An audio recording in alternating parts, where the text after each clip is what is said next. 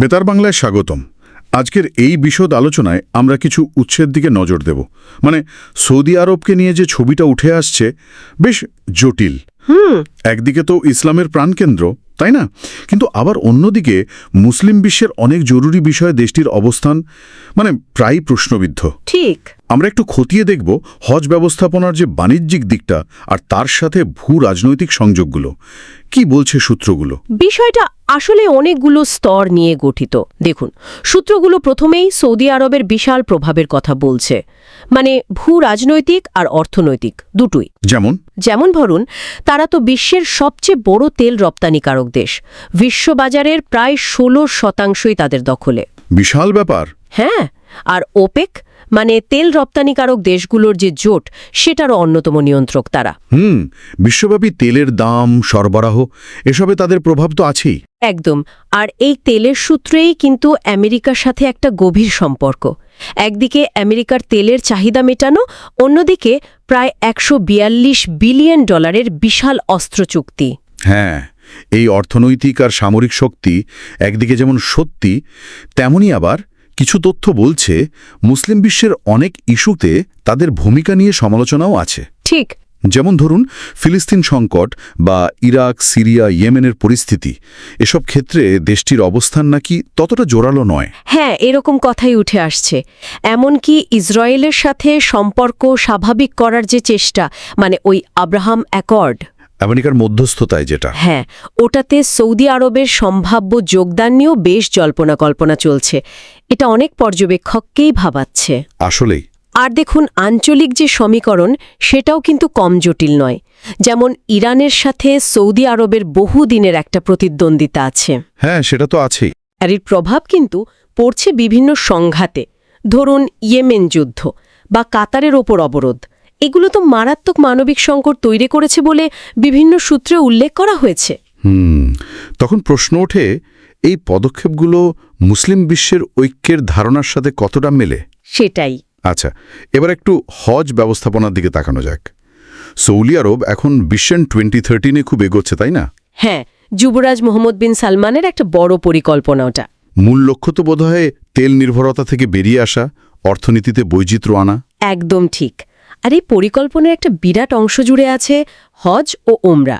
এটাকে এখন অনেকটা ধর্মীয় পর্যটন হিসেবে দেখা হচ্ছে। তার মানে অর্থনৈতিক একটা বড় লক্ষ্য আছে পেছনে। অবশ্যই। সূত্র বলছে হজ ও ওমরা থেকে বছরে প্রায় $12 বিলিয়ন আয় হয়। এটা তাদের নন অয়েল জিডিপির প্রায় 20%। বিরাট অঙ্ক। আর লক্ষ্যটাও আরও বড়। 2030 সালের মধ্যে বছরে 3 কোটি হজযাত্রী, আর 2032 সালের মধ্যে $350 বিলিয়ন ইন্ডাস্ট্রি। $350 বিলিয়ন।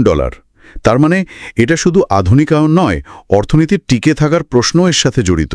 হ্যাঁ, তেলের ভবিষ্যৎ নিয়ে যে অনিশ্চয়তা, সেখান থেকেই এই তাগিদটা আসছে। এই বিশাল অর্থনৈতিক লক্ষ্যের প্রভাবটা হজের অভিজ্ঞতার উপর পড়ছে কিভাবে? কিছু সূত্রে হোলি বিজনেস বা পবিত্র ব্যবসার কথা বলা হচ্ছে। হ্যাঁ, দেখুন, যেমন কাবা শরীফের একেবারে কাছে যে বিলাসবহুল হোটেলগুলো, আকাশছোঁয়া ভাড়া, প্রায় $300-400 প্রতি রাত। সাধারণের নাগালের বাইরে। ঠিক।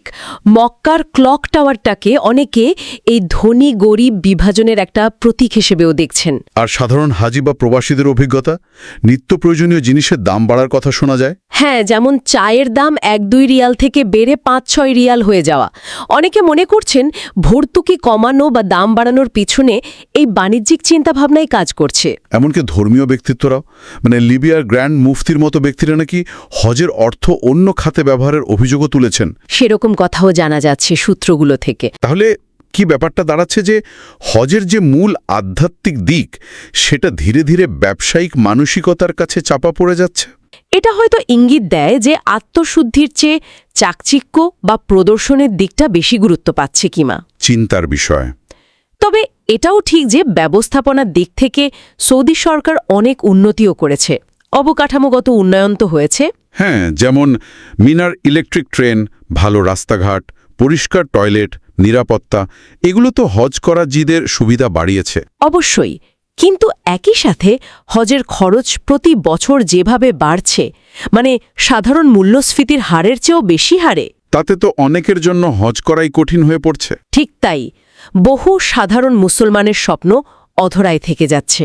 আরেকটা বিষয়ও তো উঠে এসেছে, মানে হজ ব্যবস্থাপনাকে নাকি কখনো কখনো কূটনৈতিক হাতিয়ার হিসাবে ব্যবহার করার অভিযোগও আছে।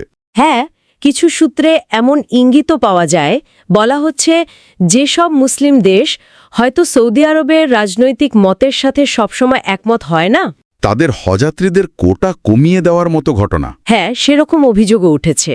সব মিলিয়ে তাহলে উৎসগুলো একটা বেশ মৌলিক প্রশ্ন তুলে ধরছে। সৌদি আরব কি ধর্ম, রাজনীতি আর এই ক্রমবর্ধমান ব্যবসাকে এমনভাবে মিশিয়ে ফেলছে যেগুলোকে আলাদা করা মুশকিল? মানে একদিকে মুসলিম বিশ্বের নেতৃত্বের আকাঙ্ক্ষা আর অন্যদিকে তাদের বাস্তব কার্যকলাপ, এর মধ্যে একটা ফারাক দেখা যাচ্ছে, আর এর প্রভাবটা কিন্তু বেশ সুদূর প্রসারী হতে পারে। তাহলে শ্রোতাদের জন্য একটা প্রশ্ন রেখে যাই। হজ ব্যবস্থাপনার আধুনিকায়ন হচ্ছে, সুযোগ সুবিধা বাড়ছে, আবার এটাকে একটা লাভজনক খাত হিসেবেও গড়ে তোলা হচ্ছে।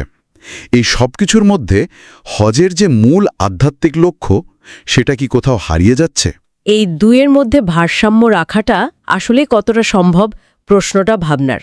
এই ছিল আজকের বেতার বাংলা। শুনতে থাকুন, ভাবতে থাকুন। ধন্যবাদ।